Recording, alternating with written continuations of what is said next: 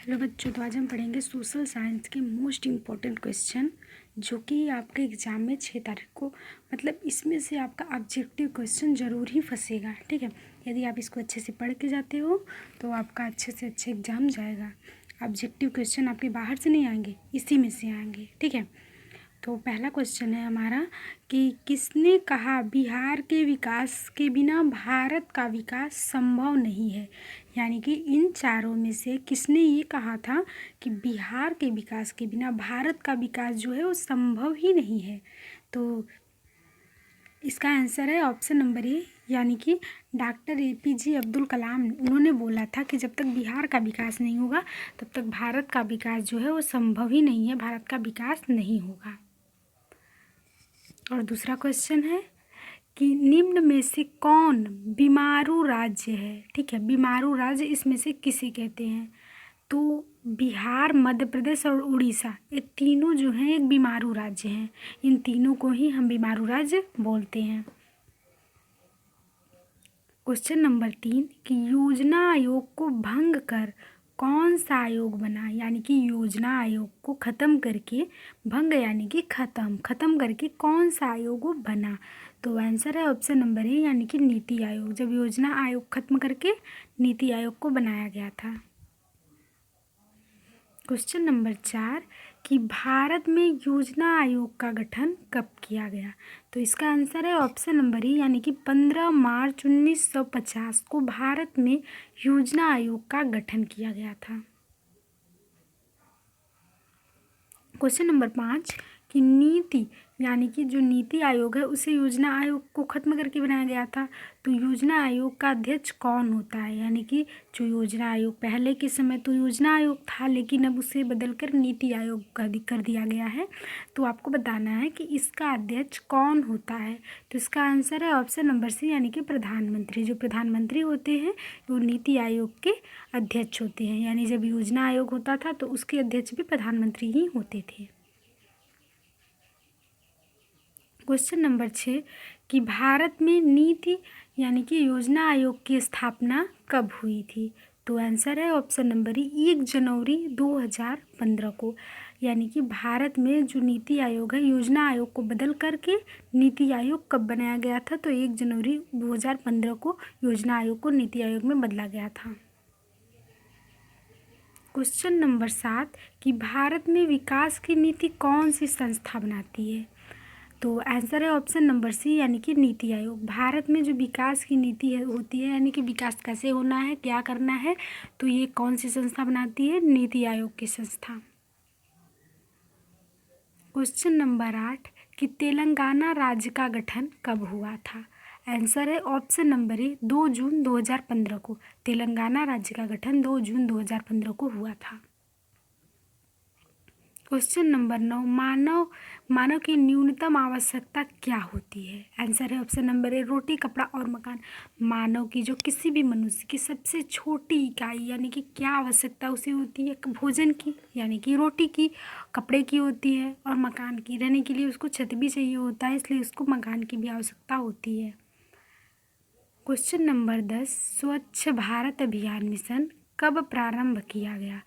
तो इसका आंसर है ऑप्शन नंबर सी, यानी कि 2 अक्टूबर 2014 को। स्वच्छ भारत मिशन 2 अक्टूबर 2014 को प्रधानमंत्री नरेंद्र मोदी द्वारा किया गया था।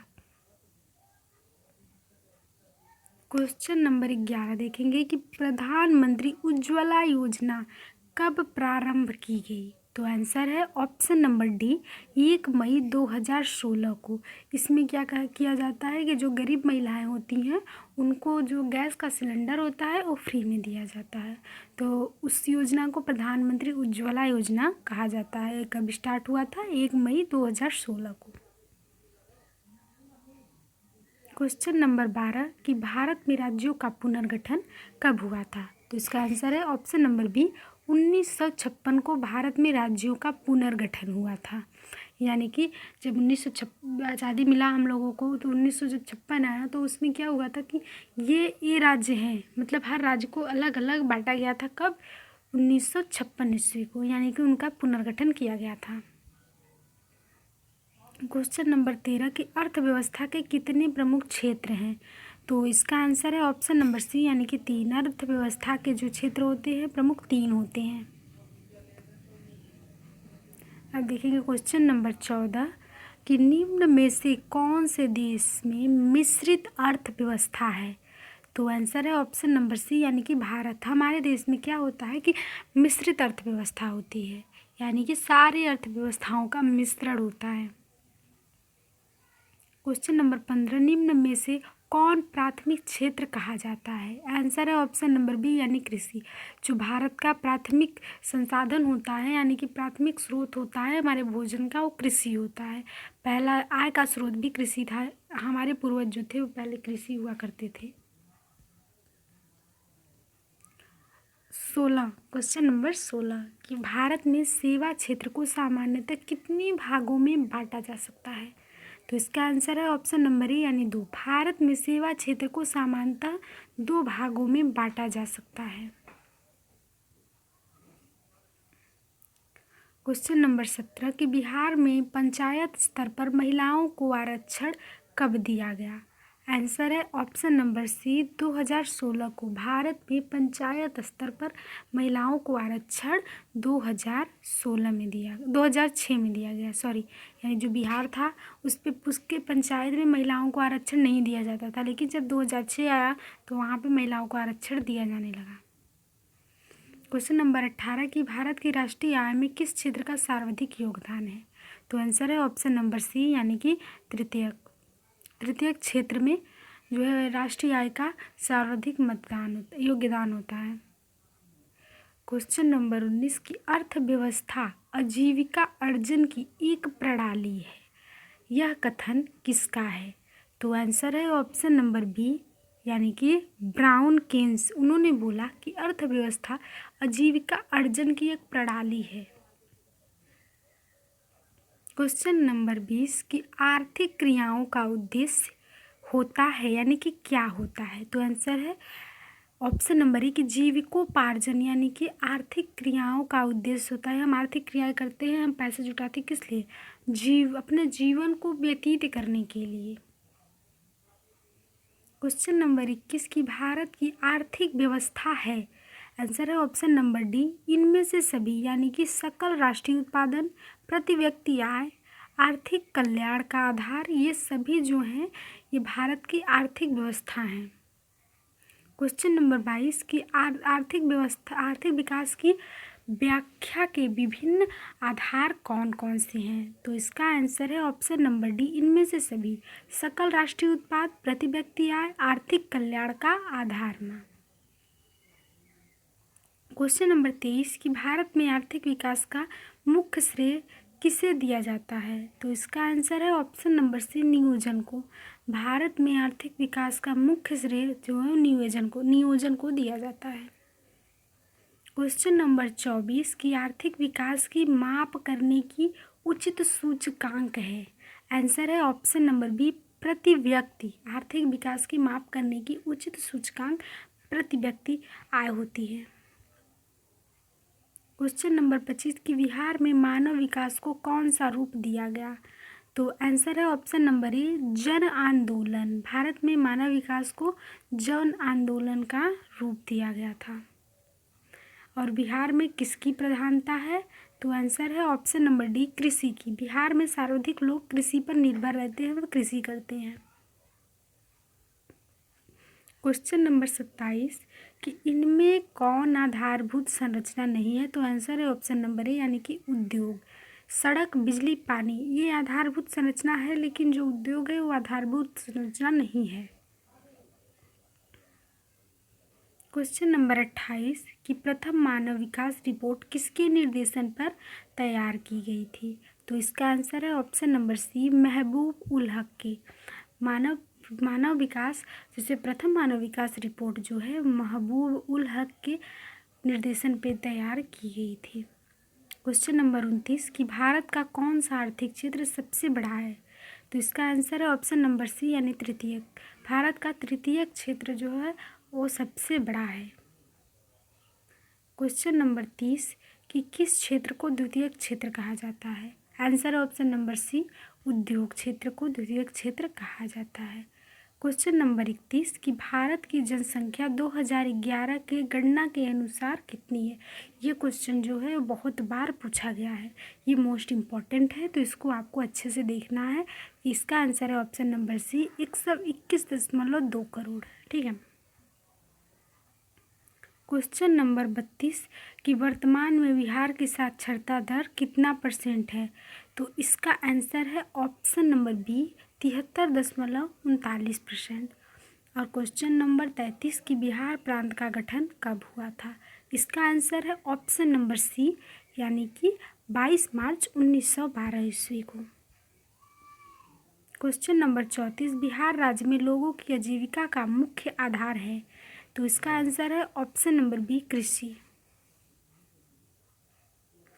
क्वेश्चन नंबर 35 कि राष्ट्रीय विकास परिषद का अध्यक्ष कौन होता है। तो इसका आंसर है ऑप्शन नंबर बी प्रधानमंत्री जो है वो राष्ट्रीय विकास परिषद के अध्यक्ष होते हैं। क्वेश्चन नंबर 36 किस आधुनिक यंत्र के आगमन के बाद सूचना शिक्षा एवं ज्ञान जो है सर्वसुलभ हो गया। तो आंसर है ऑप्शन नंबर बी कंप्यूटर। जब कंप्यूटर आया तो सभी का जो है सर्वसुलभ हो गया। हमारा ज्ञान जैसे जो चीज़ें भी नहीं आती हम वो कंप्यूटर के ज़रिए पता कर लेते हैं। तो इसका आंसर है ऑप्शन नंबर बी यानी कंप्यूटर। वर्तमान समय में विश्व व्यापार संगठन के कुल कितने सदस्य देश हैं। तो इसका आंसर है ऑप्शन नंबर सी यानी कि 164 देश। क्वेश्चन नंबर 38 व्यावसायिक बैंकों का राष्ट्रीयकरण कब किया गया। आंसर है ऑप्शन नंबर बी 1969 में। क्वेश्चन नंबर 39 कि गरीबी रेखा के नीचे रहने वाले शहरी लोगों की कैलोरी की मात्रा होती है। आंसर है ऑप्शन नंबर ए यानी 2100 कैलोरी। गरीबी रेखा के नीचे रहने वाले शहरी लोगों की कैलोरी की मात्रा 2100 कैलोरी होती है। और ग्रामीण क्षेत्रों में रहने वाले लोगों की तो वही क्वेश्चन है कि वो शहरी लोगों की थी या ग्रामीण की, इनकी उनसे 3% जो ज़्यादा होती है यानी कि 2400 कैलोरी होती है। क्वेश्चन नंबर 41 जनसंख्या वृद्धि से आर्थिक विकास की गति तीव्र हो जाती है, मंद हो जाती है, सामान्य रहती है, कुछ भी नहीं होता। आंसर है ऑप्शन नंबर बी यानी मंद। जब जनसंख्या वृद्धि होगी तो क्या होगा कि जो आर्थिक विकास है वो तो उतना ही रहेगा, तो आर्थिक हमारी आय जो होगी वो कम हो जाती है यानी कि मंद हो जाती है, थोड़ी धीमी हो जाती है। क्वेश्चन नंबर 42 मानव विकास सूचकांक में भारत का क्या स्थान है। तो इसका आंसर है ऑप्शन नंबर ए 126वां स्थान है मानव विकास सूचकांक में भारत का। क्वेश्चन नंबर 43 शिक्षक द्वारा अपने पुत्र को पढ़ाना कौन सी क्रिया है। आंसर है ऑप्शन नंबर बी अनार्थिक क्रिया है। शिक्षक द्वारा अपने पुत्र को पढ़ाना अनार्थिक क्रिया है। इनमें से कौन भारत सरकार का केंद्रीय बैंक है। आंसर है option number C RBI. RBI जो होता है यानी रिजर्व बैंक ऑफ इंडिया, ये भारत का सरकारी केंद्रीय बैंक होता है। क्वेश्चन नंबर 45 इनमें किसका अर्थव्यवस्था में योगदान नहीं होता। आंसर है ऑप्शन नंबर डी कालाबाजारी। कालाबाजारी का अर्थव्यवस्था में योगदान नहीं होता क्योंकि वो जो होता है वो पैसे क्या कहते हैं, जैसे वो ब्लैक मनी होता है, क्योंकि उससे जो कमाया गया पैसा होता है ब्लैक मनी होता है, उसका जो कोई भी सूचना सरकार को नहीं दी जाती। तो इस कारण यह एक अर्थव्यवस्था में इसका योगदान नहीं होता यानी कि इसका टैक्स सरकार नहीं ले सकती। तो समावेशी विकास के जीवन स्तर ऊंचा होता है। इसका आंसर है ऑप्शन नंबर सी समाज के सभी वर्गों का। समावेशी विकास से जीवन स्तर जो है सभी समाज के सभी वर्गों का जीवन स्तर ऊंचा हो जाता है। क्वेश्चन नंबर 47 रेल बजट को किस वित्तीय वर्ष में सामान्य बजट में समावेशित किया गया। आंसर है ऑप्शन नंबर डी 2017 से 18 में। ठीक है। क्वेश्चन नंबर 48 12वीं पंचवर्षीय योजना की अवधि क्या है। तो इसका आंसर है ऑप्शन नंबर ए 2012 से 2017 तक 12वीं पंचवर्षीय योजना चल रही थी। क्वेश्चन नंबर 49 सामान्यतः किस देश के विकास का स्तर किस आधार पर निर्धारित किया जा सकता है। तो आंसर है ऑप्शन नंबर डी यानी कि इन सभी प्रति व्यक्ति आय, साक्षरता दर, स्वास्थ्य की स्थिति और इनमें से सभी। बिहार की जनसंख्या 2011 की जनगणना के अनुसार कितनी है। तो आंसर है ऑप्शन नंबर सी, यानी कि 10,38,04,637। 10,38,04,637। क्वेश्चन नंबर 51 कि बिहार के विकास में एक बहुत बड़ी बाधा है। तो आंसर है ऑप्शन नंबर बी, यानी बाढ़। बिहार में बहुत ज़्यादा बाढ़ आता है, तो उसके विकास में बहुत बड़ी बाधा होती है। तो क्वेश्चन नंबर 52, प्रथम पंचवर्षीय योजना कब शुरू हुई थी। तो आंसर है ऑप्शन नंबर सी, यानी 1951 में। फिलहाल आज के लिए इतना ही, मिलते हैं अगली वीडियो में।